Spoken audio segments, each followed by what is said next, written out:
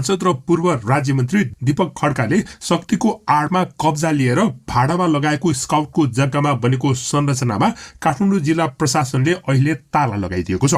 गृह मन्त्रालयले स्काउटको जग्गा खाली गराउन जिल्ला प्रशासनलाई दिएको आदेश अनुरूप सो कार्य भएको बताएको छ। यही वैशाख 6 गते बिहिबार राति काठमाडौँ जिल्ला प्रशासनले नेपाल प्रहरीको सहयोगमा त्यहाँ सञ्चालनमा रहेका रेस्टुरेन्ट र पार्टी प्यालेस सिल गरेको हो।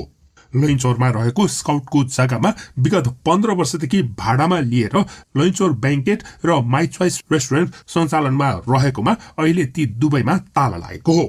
यस विषयमा बिहिबारको कान्तिपुर दैनिकमा पनि कभर स्टोरी प्रकाशित भएको थियो, जसमा कांग्रेस सांसद खड्काद्वारा स्काउटको 12 रोपनी जग्गा र भवन कब्जा शीर्षकको समाचारमा 3 रोपनी जग्गा भाडामा लिएर आसपासका थप 9 रोपनी हडपेर 15 वर्षदेखि उपभोग 6 करोड 30 लाख बक्यौता